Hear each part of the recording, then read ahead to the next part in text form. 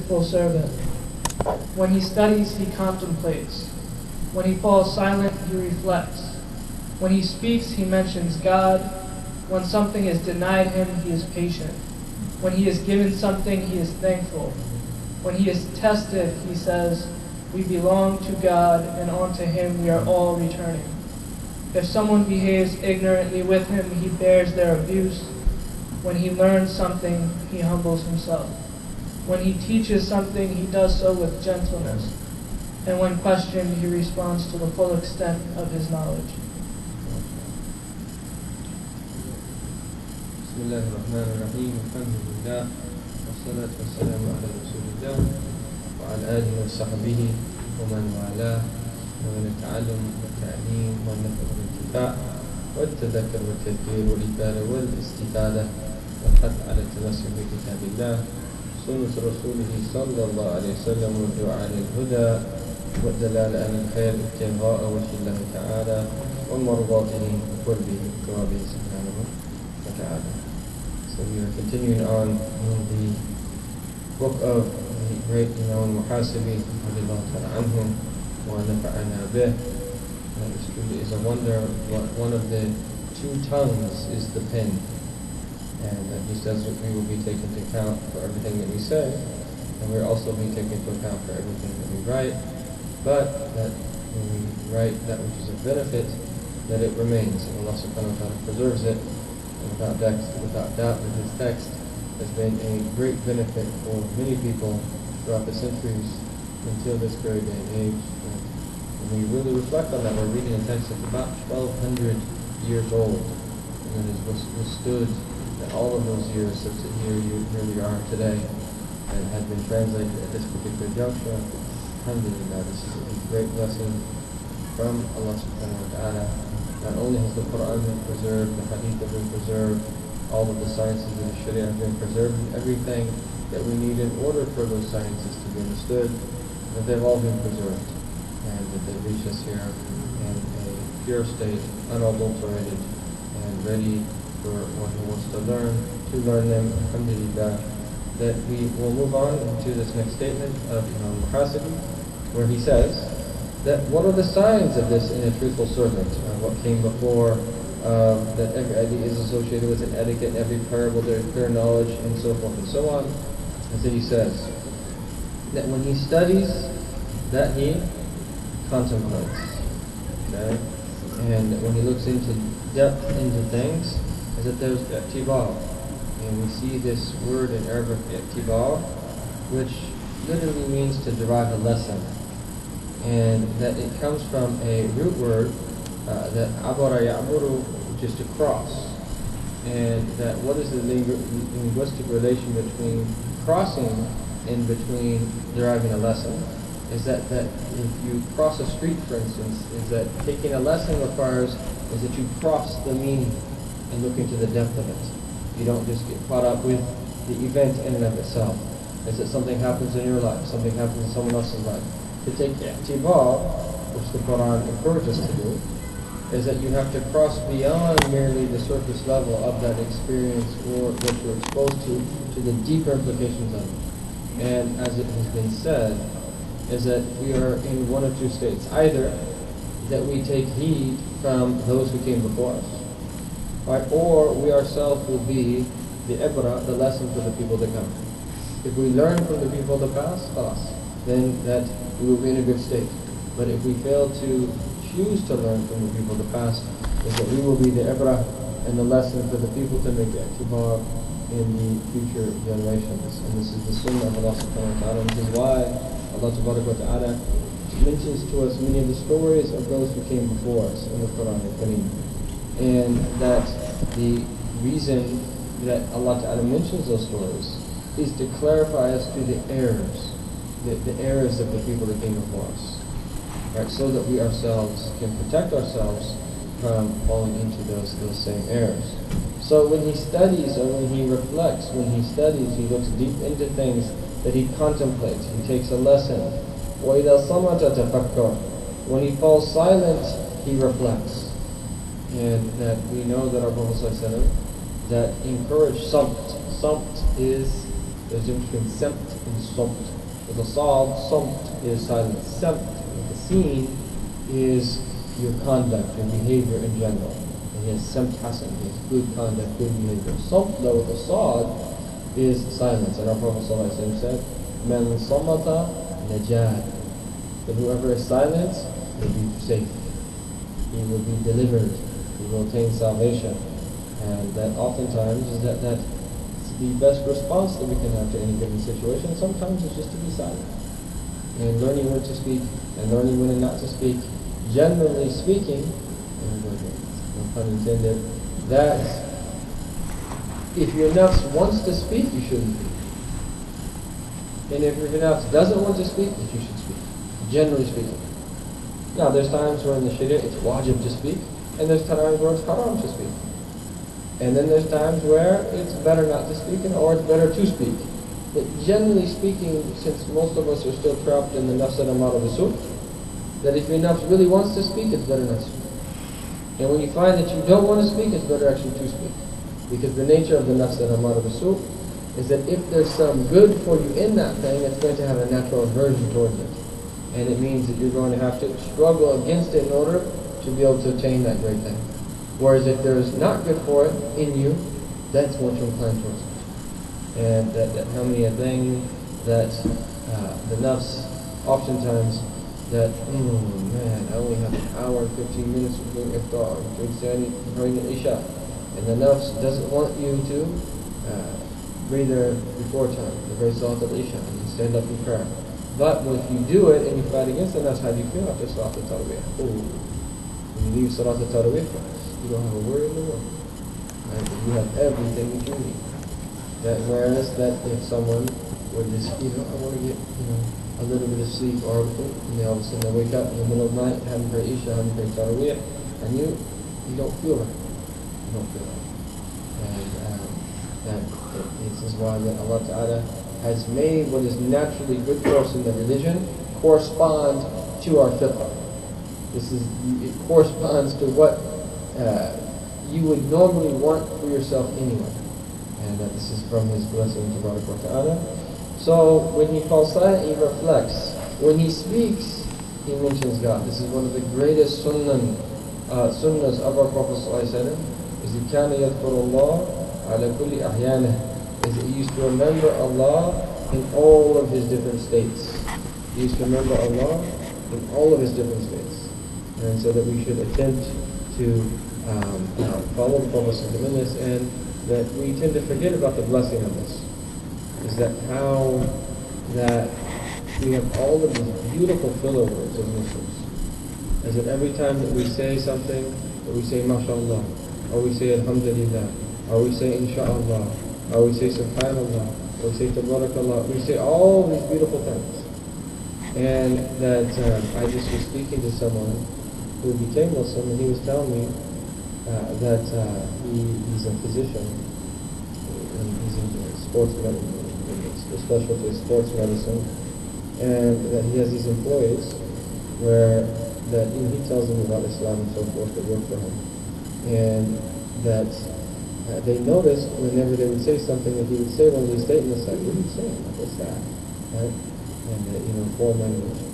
And he would explain to them what it means and so forth. And he noticed that the people started to become attracted to that. Like, that's something really, and it is. It's something really fascinating. And the idea behind it is that it is taking us from the realm of the mundane to the sacred in all of our different states.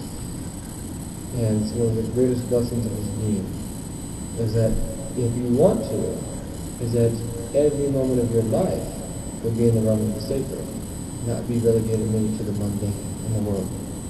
Because that's when boredom comes, when you just get down to the everyday, mundane world. People get bored, they lose purpose in their life, but they lose a desire to better themselves, they have mental breakdowns and all that. But if someone's living in the realm of the sacred, which by remembering Allah Ta'ala, and that connecting your actions to, with the sincere intentions to your Lord, that this is one of the great ways to uplift yourself constantly. And so this is his advice, and then when he is given something, he is thankful. and when he's prevented something, that he is patient. This is the basic etiquette. And that this is why is that the two halves of Iman are shukr and sabr. Shukr and sabr. Shukr and sabr. That we're either usually in a state of sarra or darra, a state of ease or a state of difficulty. If we're in a state of ease, that we give thanks. If we're in a state of difficulty, that we're patient. And then this is the base level. But then there is even a higher degree than that, and that one of the Salihin, that he asked someone what was the state of the righteous people in his city.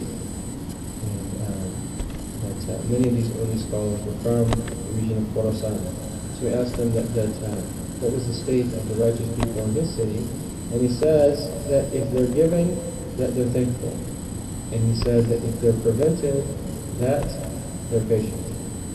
And this person was from Balkh, one of the great centers of Islam historically in present-day Afghanistan, not too far from Mustarshidin, the famous birthplace of Maulana Jalaluddin Rumi, and there was many of the great scholars and awliya that were Balkhi, that were from Balkh.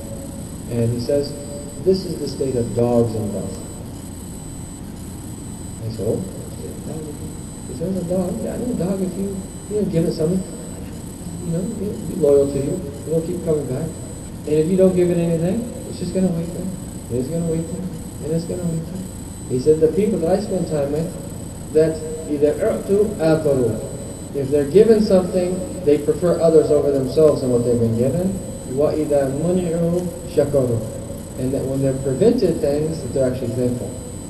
Ooh, that's a high level of ihsan.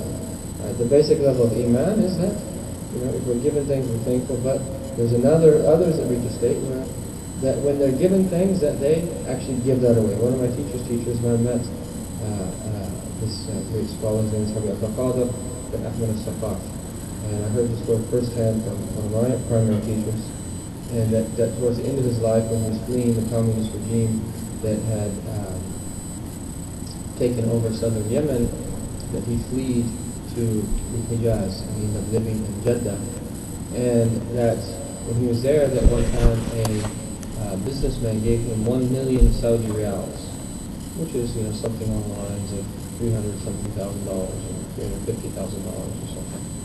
And that he said that he was with him, and that he told his driver, this is around Asr time, to go to the house of so-and-so. He took him to the house of so-and-so. And he gave him some, to the house of so-and-so, to the house of so-and-so, to the house of so-and-so. This is someone who knew where the poor lived. And he started distributing this wealth until that it was well after Isha, that he took up the bag and he held it upside down, and said, Allahumma fashhad, that oh Allah bear witness. That he had distributed every single penny that was given to him from that wealth. And that there's a hadith that refers to this, meaning that there are certain servants of Allah Ta'ala that Allah Ta'ala has chosen for this duty, and as long as they continually give, then Allah Ta'ala will give to them. If they withhold for us, it will be withheld from them. And there are people that are like that, who that when they're given things, they actually prefer others over themselves, and when they ask for things from people, that they don't asking for yourself is blameworthy unless it reaches the point of survival. Then you're actually supposed to ask. If it reaches the point of survival, you have to ask. But that otherwise, that asking for other people though is recommended. Right? So for you to know a noble cause and you to go out of your way to help another noble cause, that's actually, it's recommended to ask people for things, for good causes. So this is the way. And there's a similar story of one of my other teachers, Ibrahim bin Omar bin Aqil, to the point he passed everything back, and that his own family didn't even have enough for dinner. And then he said, would you have asked me, I would have given you. Would you have asked me, I would have given you.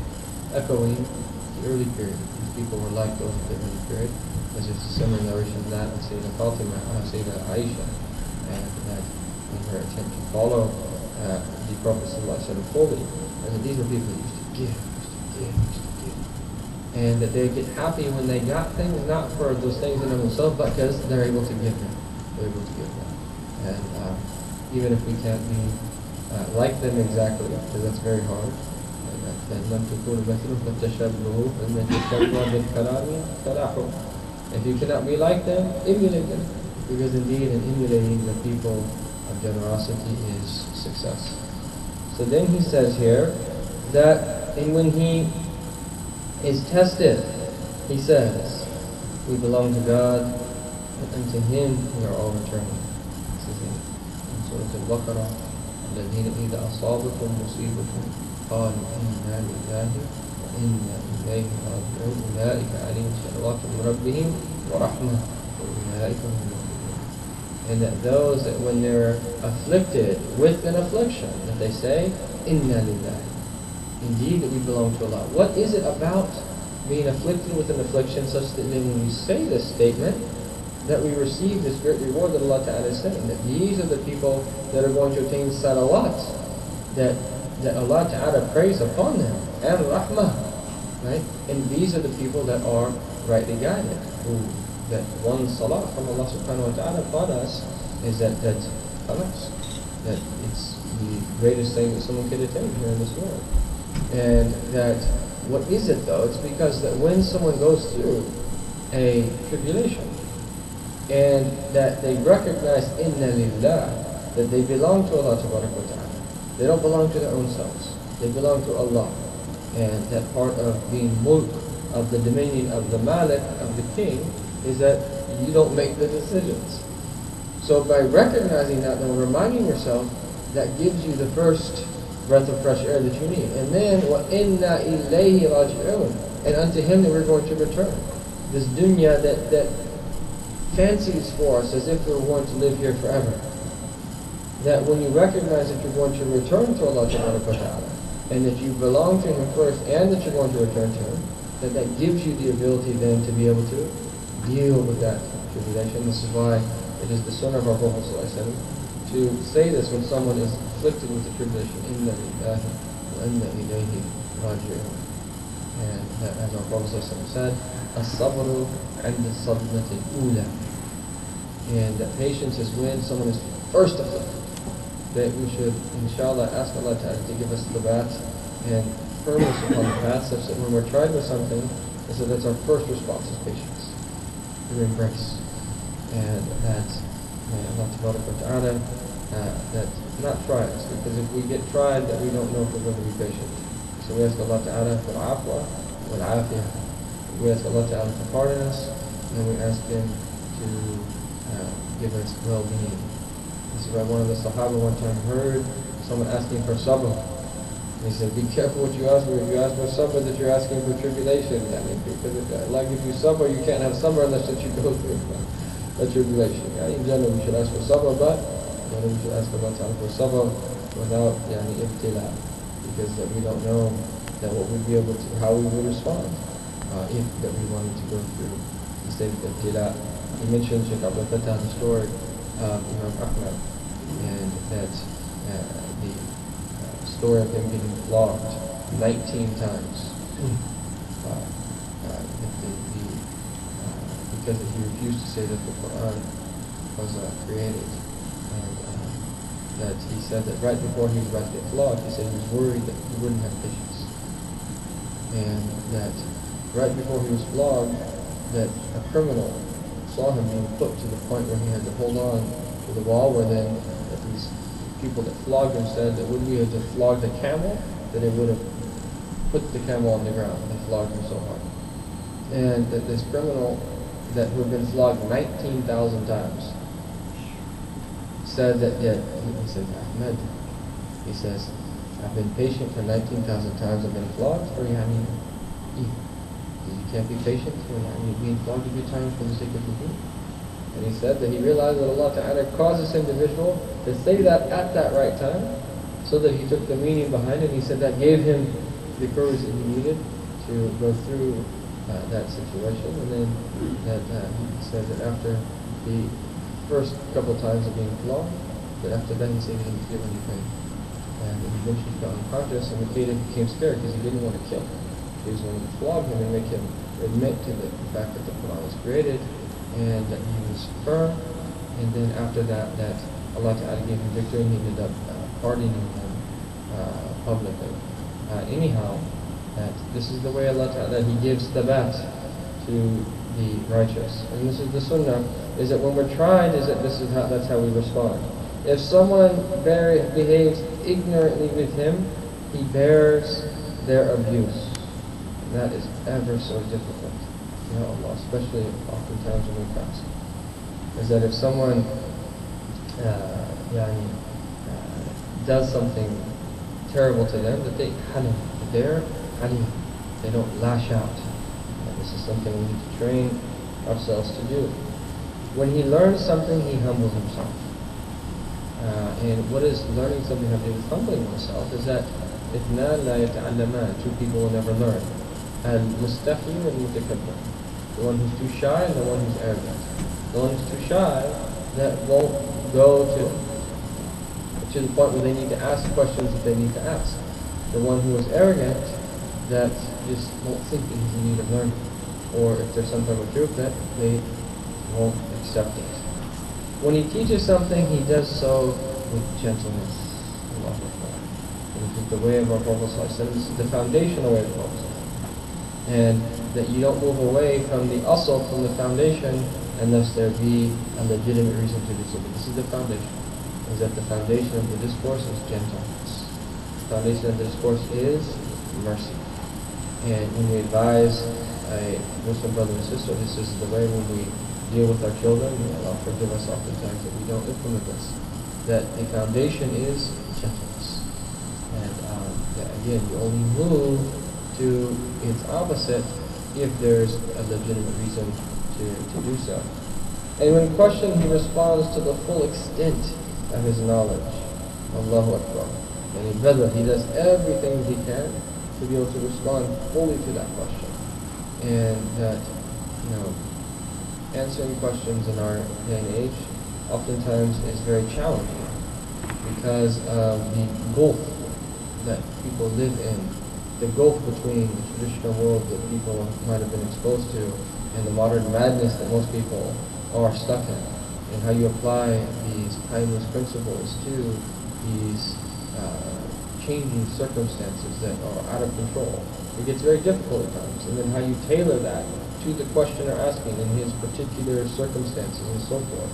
And this requires deep wisdom, and it requires a lot of experience, because sometimes if you have two persons that come to you with the exact same question, you have to give them opposite answers. And that happened in the time of Imam Shaykh, where someone came to him to ask him fatwa. One person he told one thing, the next person came to ask him the same question, he told them the opposite. And they asked him, how, same person, two people, same question, why did you tell him one thing and you told him something else? Right? It differs upon the person oftentimes. And that there are so many different prerequisites and that aspects of knowledge that one has to take into consideration before they give a legal opinion, and in general, advice to people. What you'll find is that the best advice is the advice that is the most comprehensive. And that this is one of the ways to judge the depth and the profundity of one's knowledge, is that you see in their response to the question, do they cover all the areas that could potentially be asked or thoughts that might come up post-question to the questioner. Right? What do I mean by that? That someone comes and they ask a question, and that you know that this person might be a fatwa shopper that is going around and asking a whole bunch of other people. Right? A fatwa shopper you have to deal with in a certain way. That there's people that fatwa shop, literally. Like the way that we go from store to store to find clothes, that people ask someone a fatwa, they don't like it, they go to someone else, they ask another friend until that, okay, that's the one I like. Right? And then that, how we really go with it. Right? And that, sometimes legitimately that people make it unnecessarily difficult upon them, and that it might be the case. But in general, is that fatwa shopping is not really a good idea. That we should be sincere and ask good, qualified religious people to begin with, and that do our best to implement whatever it is that they say. However, that someone comes to you with a particular question, that you have to know their circumstances. That they might be in a situation that is really tough.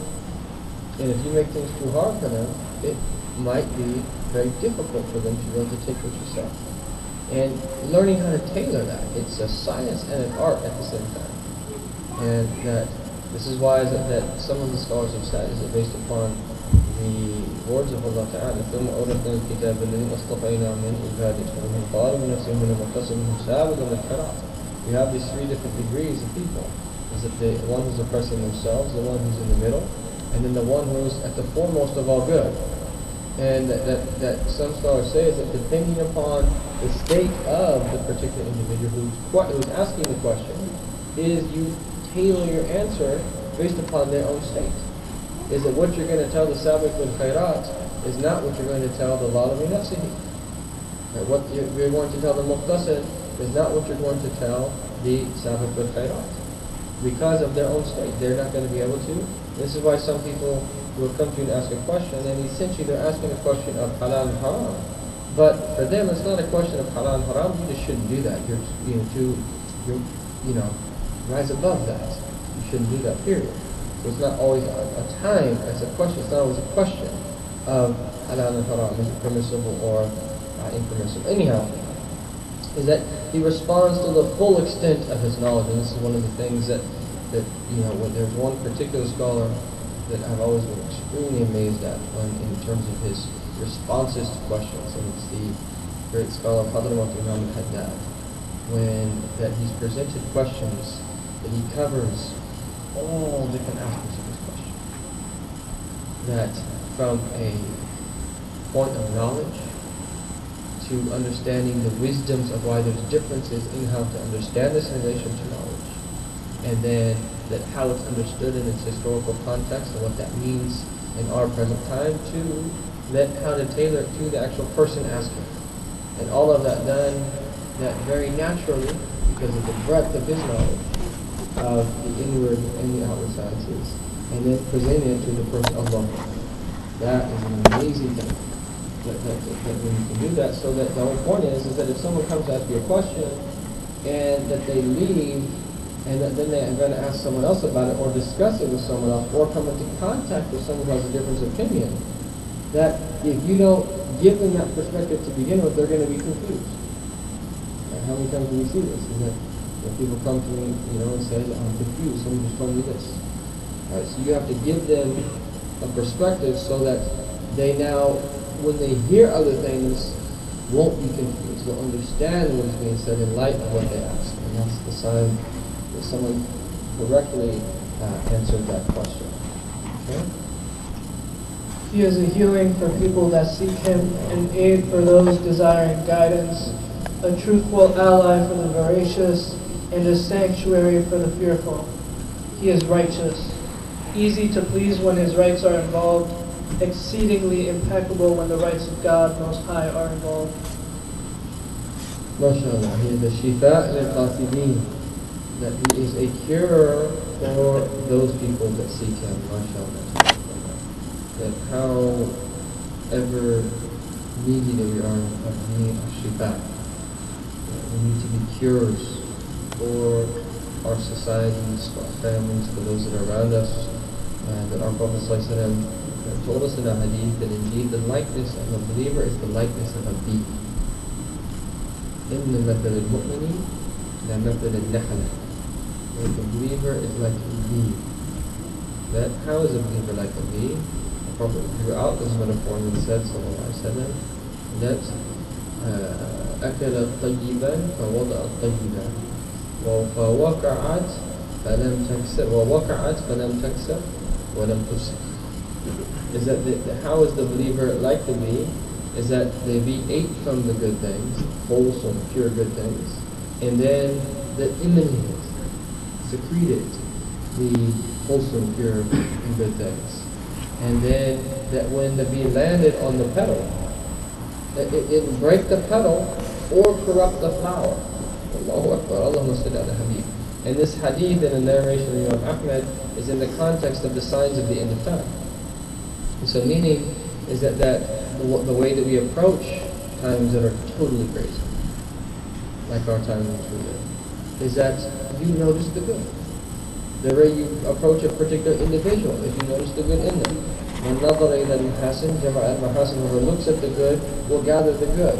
Meaning is that just as the bee goes to the choice part of Allah subhanahu wa ta'ala's creation, the best green foliage, and not only the foliage, but it goes to the flower and the buds and extracts the pollen, which is the choice part of the plant. And then as a result of that, that gathers it and then synthesizes it and then emits honey, which Allah Ta'ala tells us is the shifa. And that likewise is the state of the believer. And just as that bee, as he's going to get that pollen, that not only does he not break the petals or corrupt the flowers, he actually helps with the whole process of pollination. He actually helps the bees, wasps, and hornets. That we're in a crisis now because of the states of the bees and the hornets in the way that they're being affected by the pesticides that are being used on many crops and other things that are diverting them from their fitrah and messing with some of their faculties which we need. Without bees, hornets, and wasps, we might not want them to sting us, but they're essential for our ecosystem. Anyhow, that this is the state of the believer. How you can do that?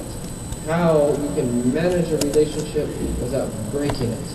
How you can manage a situation without, devastating everyone that's involved in it? That is the amazing thing. And our Prophet is teaching us how to do that by that being like the bee and having that wisdom in our interactions.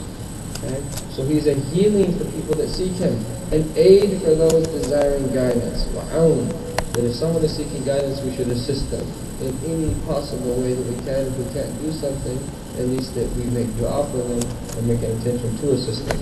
And that if anyone, as our teachers have told us, anyone that is doing some type of service in some element of the da'wah in any part of the world, that we should support them and we should encourage them and do everything that we can possibly do to side with them and help them, that to the extent we humanly possible. And that wherever they be on the face of the earth, or from the edges of the earth, anyone who is doing something good for the sake of the deen of Allah subhanahu wa ta'ala, is that we should support them in our hearts and we should make a dua for them. That Allah ta'ala assist them and give them tawfiq. And that this is a sign of purity of heart. Not that, he's doing that, I'm doing this. It's type of competition or something like that. No. There are 1,001 things and beyond that we need to do.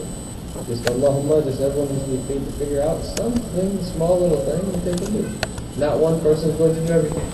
That in order for something to function, different people have to have different functions.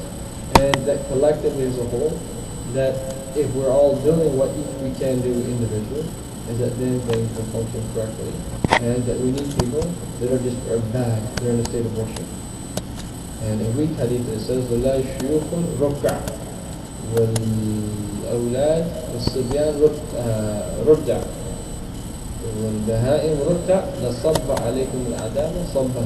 We're not to be for the elderly people that are bowing in prayer, and for children that are suckling, and for animals that are grazing, that punishment would have been poured upon you with a great punishment. And that we need people that are just in a state of ibadah.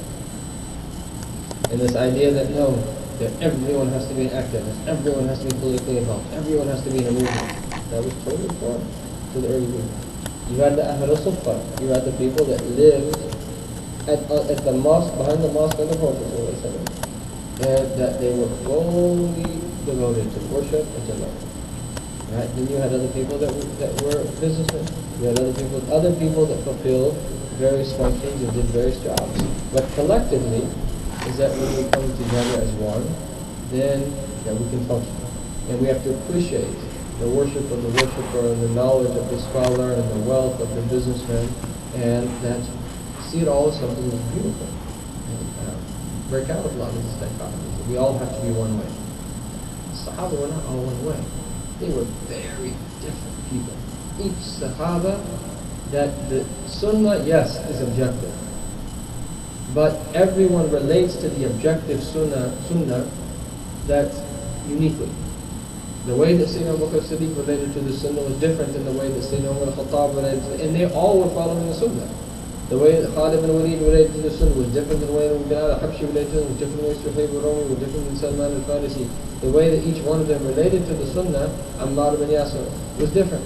But the Sunnah is one. But it includes all of those things.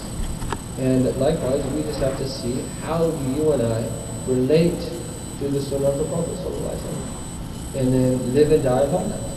And do what we have to do as a way to show our uluhiyya and service to our Lord subhanahu wa ta'ala.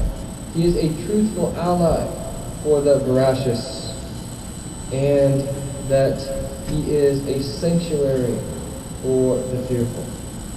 It's the Arabic, the English, even though Zayd's translation, mashallah, but the Arabic is really beautiful. وَحَلِيفٌ صِدْقًا لِلصِّدِّقِينَ. A halif is like your ally, someone you swear an oath with that got your back forever. So this is how he is, that to those people that are truthful, is that he'll get their back forever and do everything that he can for them. And then he's a kahf, he's like a cave. Cave is a place where people take shelter. So that's why he translates as a sanctuary. He's a sanctuary for the khaifin. Is that you're always helping people, you're alleviating people's pain and their difficulties and their fears, whatever those fears might be. Is that there's some people that are like that. Is that they know someone is fearful because they're about to lose their job or they're in going through financial difficulties, and they don't want other people to be fearful, so then they go out of their way to shade that person or to help them. Oh, what kind of people? There's people that are still like this. That search out for the types of ibadah, the types of worship that no one knows about, so that they can do deeds that no one knows what their deeds are.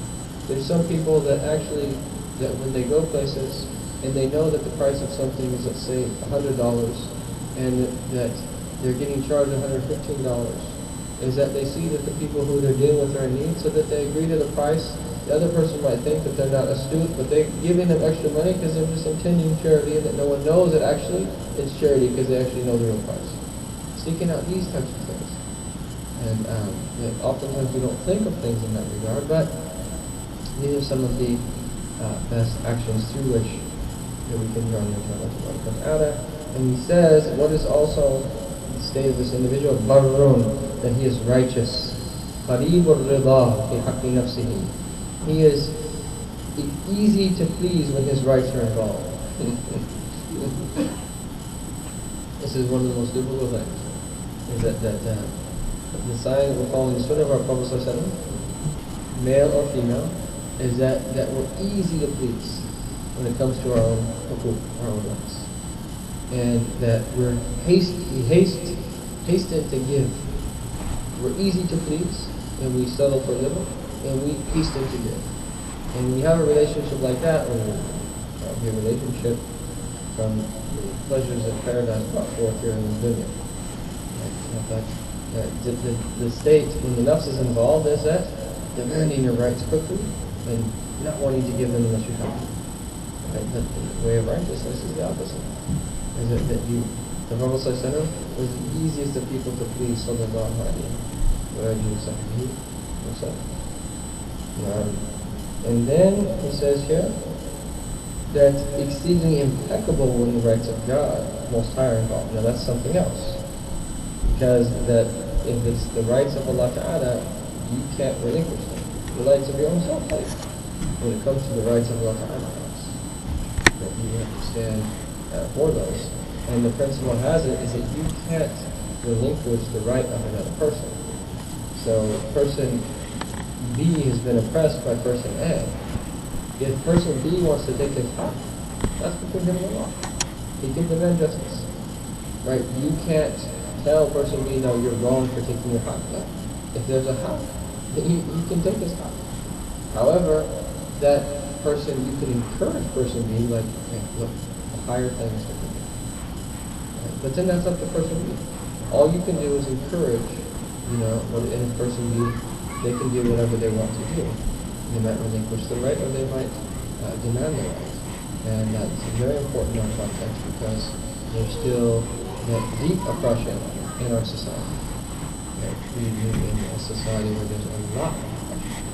And we can't uphold the silence. So we have to stand up against them and do our best to understand them, and that to do what we can to not uphold them and to break them down in fact. طيب. His intention is better than his action, and his action has a greater impact than his speech. His home is the truth. His sanctuary is shyness. He is known for his impeccability in religion. God consciousness is his witness. He has heart vision rooted in the light of knowledge that allows him to truly see, to articulate deeper truths embedded in knowledge, and to give expression to proofs of certitude. This is so graceful and beautiful. So his intention is better than his action. This is based upon a hadith of our Prophet that the intention of the believer is better than his actions. And the scholars differ about what that actually means. There are those that say that the intention is better than the action because is that the action can be seen by other people, and that you could conceivably do it for the sake of other people. But your intention itself, if someone is just making an intention, is that it's not something that can be seen. That's between you and your Lord. That's one of those things. The way that's most easy for me to understand that hadith, because I've heard my teachers mention three things. I forgot the second thing. But the third thing, which is the easiest way to understand it, is that the intention, you can attain through your intention that which you can't even attain through your actions. So niyatul mu'mini khayrun min amalihi, the intention of the believer is better than the actions, meaning that you can attain with the intention that which you can never ever put into practice and do with your actions. And so that if you're sincere and you say, I intend to perform Hajj every single year, and you're sincere about that, meaning that were you to be given the opportunity, you would go, Allah Ta'ala will write for you as if you perform Hajj every single year. Right? If you intend to feed 1,000 people, and you're sincere, and you do the very best you can, given your circumstances, Allah Ta'ala will write for you as if you fed 1,000 people. And this is why that we have an Athar, and this is one in Ramadan, which is this Sharaf of the Arba'in al-Nawawiyya, the first hadith about intention, where it says there's an Athar that says there will be people that come on the Qiyamah, and they will notice that they have mountains of good deeds that they didn't think they performed. And what he said to them, that you intended that, and I gave you the reward for it, without even actually doing it. And so that you could intend to do something good for everyone in your community. And you do the best you can with those that you come to contact with. And Allah Ta'ala will give you the rewards if you have them. And this is why what Salaf used to say is that they used to teach us the intention the way that they used to teach us a chapter of the Quran. Just as you sit down and you learn the proper way to recite, and you have to review it, and there's a process before you actually memorize a chapter of the Quran. Similarly, is that you have to learn the theory of intentions, and then you have to practice it, and then that just as you'll be able to recite that chapter you memorized, you'll be able to make all of these intentions as you go along. The intention is essential. It's essential.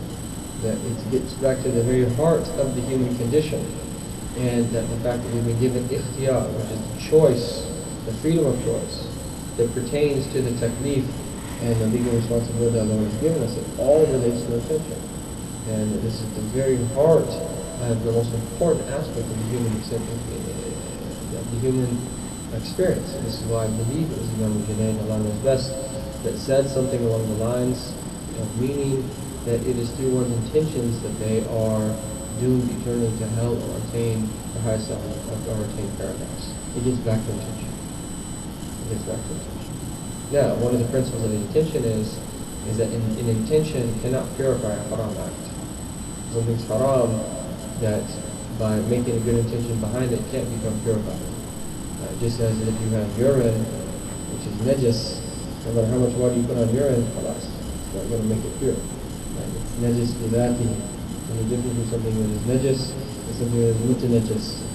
that this table, that if we get najis on it, the table in of itself is pure. And if it's mutanajis, you get najis on it, you wipe it off with water, it's pure again. But then you have things that are najis in and of themselves, can never become pure. And that is like a deed of haram. So his intention is better than his action, and his action has a greater impact than his speech. As that my teachers used to say about da'wah, they said that da'wah is 80% dua and 20% action. That da'wah is 80% dua. And if you look at the word, da'a yad'u, da'wah, there's two masdar, du'a'an and da'watan. That even linguistically there's a relation between da'wah and dua. And that means to say that 80% of da'wah is dua, turning to Allah, turning to Allah, turning to Allah. And the greatest example of that is Sayyidina Muhammad. The 17th of Ramadan, that just passes the day of Badr. What was our Prophet doing the night before? Ya Hayyu, Ya Hayyu, ma wa'atana, Ya Hayyu, Ya Qayyum, Ya Hayyu, Ya Qayyum. Employing Allah subhanahu wa ta'ala in the Arish, the palm leaf like tent structure that they built for the Prophet ﷺ. And the same day before the Battle of Badr, that he went out and he said, كَأَنِّي أَنظُرُ مَصَارِعِكُمْ, as if I'm seeing the places where the dead will fall. And the Prophet ﷺ pointed out and said, so-and-so's going to die here, so-and-so's going to die here, so-and-so's going to die here. And the Rawi of the Hadith said that, Wallahi, not one of them, the hands fell from the spot that the Prophet ﷺ said that they're going to die. He knew that they were going to win the battle, but despite that he spent virtually the entire night in dua, to the extent that Sayyidina Abu Bakr Siddiq ashfaq alayhi, that he was worried about Rasulullah. And he was worried about it because of this. But then the outward happened when what took place outward, it took place outwardly. But the point is, like, that's the foundation of it. The Prophet system is teaching us is that in jihad is a form of da'wah, of course. Jihad is the sinan, is the pinnacle of da'wah and of the outward manifestations of our deen. Obviously, the da'wah and jihad sincerely, solely for the sake of Allah subhanahu wa ta'ala. And his action has a greater impact than his speech. And that there are some people that are like that. And I remember when we used to learn from Marabat al-Hajj, our teacher in Mauritania, and that the commentary that he gave on the text was very short. I can only tell you the basics of the text, but you used to know, like when you used to go back and read on your own, that you just start understanding it. And there was immense barakah in his commentary, even though it was very short. And that there's people that are like that they speak with their actions first. As has been said, that new eloquence, which is literally the tongue of your state, is more eloquent than the actual tongue. Anyhow, then he goes on to say, وَمَعْقِيلُهُ الْحَيَاء, that, first of all, his home is the truth. Molten in one heart. His home is the truth. That's beautiful, isn't it? So where are you from? I'm from the truth. Where's your home? I live in the truth. That's beautiful. His home is the truth. And his sanctuary is shyness. He is known for his impeccability in religion, scrupulousness. God consciousness is his witness. So again, all these metaphors, our home place, our sanctuary, what are they all relate to the great traits that we're supposed to have. He has heart vision rooted in the light of knowledge that allows him to truly see, to articulate deeper truths embedded in knowledge, and to give expression to proofs of certainty. Allahu Akbar. Look at that.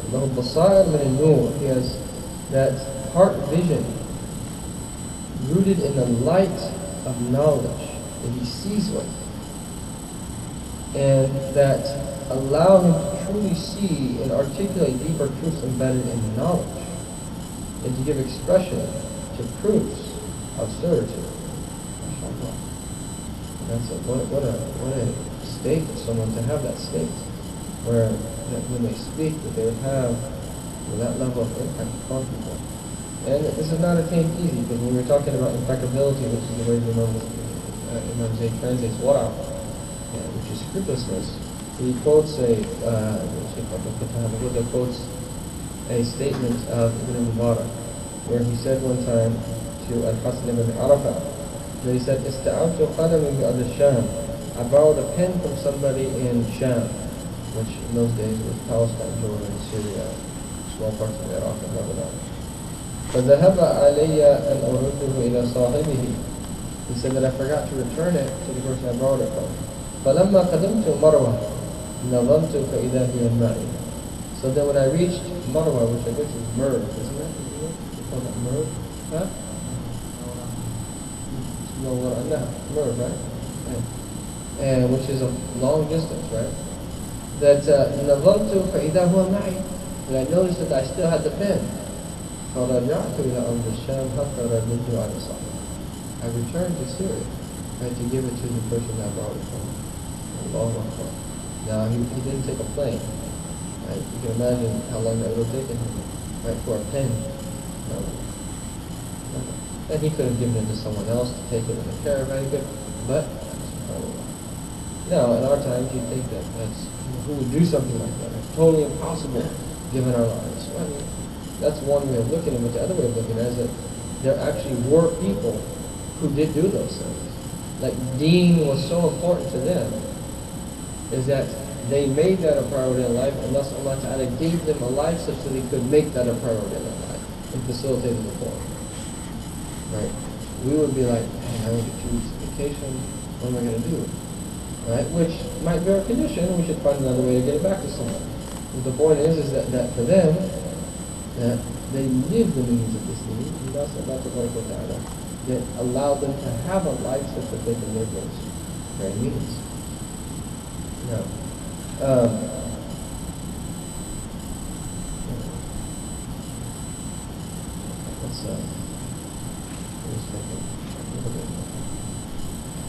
only those who struggle. Actually, we're right at chapter 6. That's a good place to start.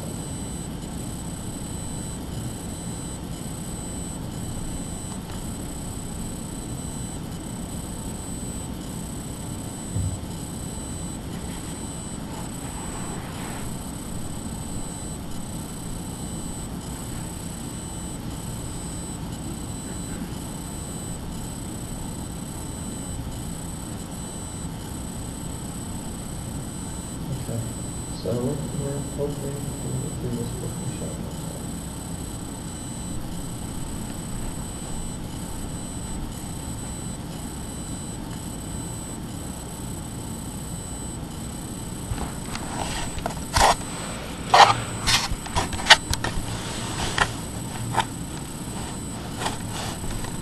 There's a question here that says, what is the difference between monasticism and asceticism?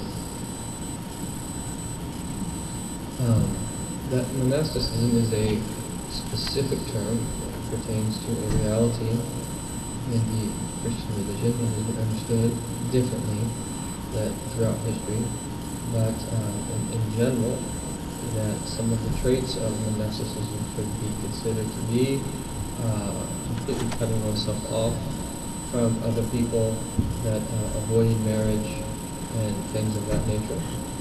And that the difference between monasticism and asceticism is that our Prophet ﷺ was the greatest zahid who ever lived, and he had 11 wives, ﷺ, 9 at one time. Is that he drank things that tasted good, like honey and milk. And used to like the cut the shoulder lamb. And so that he was here in this world, ﷺ, but his heart was entirely detached from this world. And so that the difference is that our Prophet told us that there is no monasticism in Islam, meaning is that there's the way of piety is not completely to separate yourself from people. The way of piety is to be amongst people, but